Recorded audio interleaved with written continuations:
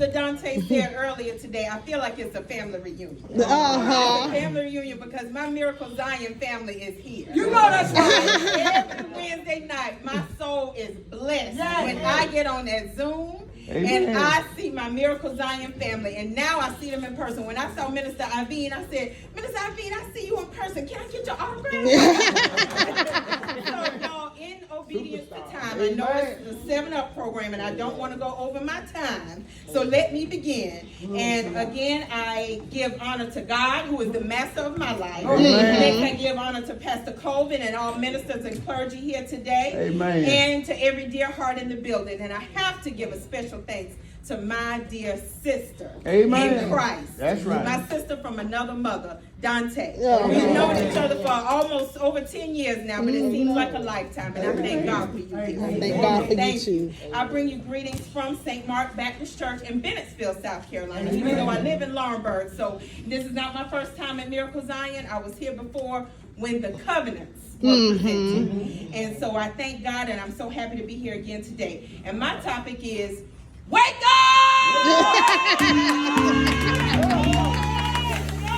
And for a subtopic, I chose, I was not dead, but I was asleep. And I will start by saying that I've always heard ministers and pastors say, I wanted to go in one direction, but God sent me in another direction. Because I kept working on when Jesus was asleep in the boat. Yes. And his disciples came to wake him up. But God said no.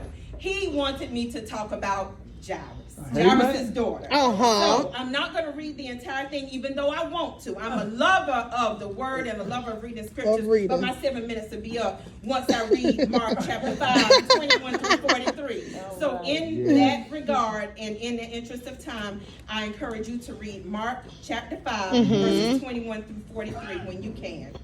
And with that said, flip over, because I did put the scriptures in anyway. So I used to think these two passages were just about two miracles happening at one time. Jairus' daughter being raised from the dead and the woman being healed from the issue of blood. So in this text, we meet Jairus, who was a ruler of a synagogue. This means that he was a man of influence, prestige, power, wealth. He had a lot of money. But he did not know how to heal his daughter. So he heard that Jesus was in town healing the sick, and the word says that he made his way to the crowd. He elbowed the crowd and got past the crowd and got to Jesus and said, Jesus, I need you. My baby is sick. She's on the verge of death. We need the airlifter. She's in ICU. I need your help, God. And God, and Jesus being the Jesus that he is, said, okay, where you live, I'm going to follow you. So, in following Jairus elbowing back through the crowd. Come on, Jesus. Come on, Jesus. He turned around and he saw Jairus. Jairus saw Jesus was not behind him because the woman with the issue of blood had the nerve to believe in Jesus enough that she was going to crawl to Jesus and say, Father, if I could just touch, if I could just touch, if I could just touch the hospital that's in the hem of your garment, I will be made whole. And she did that. She willed herself to Jesus. She touched the hem of his garment, and she became whole.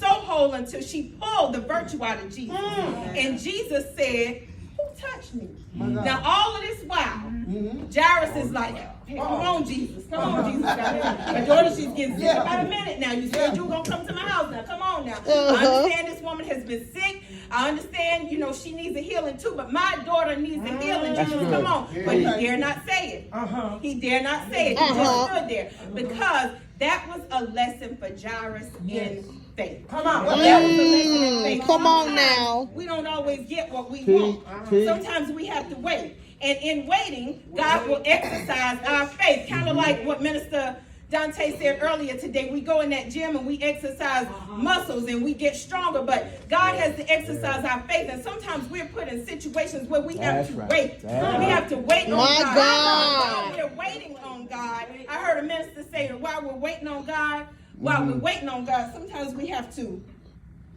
wait on God. Say, God, what do you want me to do? Come on now. What can I give you? What do you want me to do? Do you want me to go there? Do you want me to give this? Do you want me to do that? God, let me wait on my God. Look like with grace. I say thank you that that Jairus was a ruler Yes. who knew that he had power, but he knew that the ultimate power was at God, at Jesus' feet. Because when he did get to Jesus, he didn't ask Jesus right then, can you heal my daughter? The first thing he did was what? He fell to Jesus. Yes, he did. He fell to Jesus' feet. That's saying, God, I surrender. Yes. I surrender. I can't do this without you.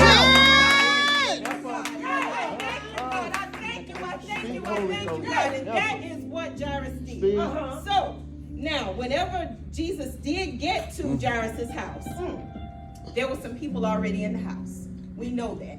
And sometimes whenever we are in a crowd, everybody's not there for the same reason.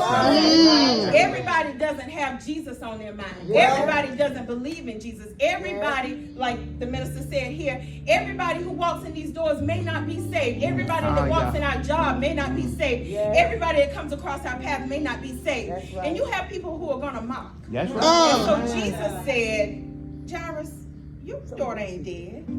This baby sleep. She's asleep. That's all. She's asleep. Yes. And the people in there that were not of Jesus, what did they do, dog? They laughed. They laughed. Oh, they laughed. They had a good time. What you talking about? She's dead. Jesus, what you talking about? This girl breathing, do you? She's dead. What did Jesus do? Put him out. My God, come on and talk on it. Sometimes you have to put people Come in on now. Oh, God. Goodbye and good riddance. God bless you. Because sometimes everybody cannot go where we are going. That's right. My God. Thank you for putting them out. And so who was left? It was Peter, James, and John. His three cut buddies. And sometimes our circle does not need to be so big. You better say it again. A small circle around. And then Jairus was there and his wife. And then what did Jesus do? Jesus got over that baby. He stood over her, just like how he stands over us. Waiting to heal us, waiting to deliver us. But he stood over her and he said, Talitha Kum. Talitha Kum. And Talitha Kum, in my notes, I'm going to go to my notes. Talitha Kum is Arabic or Aramaic for little girl. I say to you, get up. He stood over her and he said, wake up, baby, wake up. All Jesus had to say was Talitha Kum. So together on the count of three, that's what we're going to say. 1, 2, 3. Talitha Kum. Talitha Kum. So God, right now we say Talitha Kum over our health. Because God, we are here. Right now we say Talitha Kum over our finances. Because we are living in the overflow. Come on now. Talitha Kum over our thinking and our perspective. Because we're not going to be conformed to this world. Come on.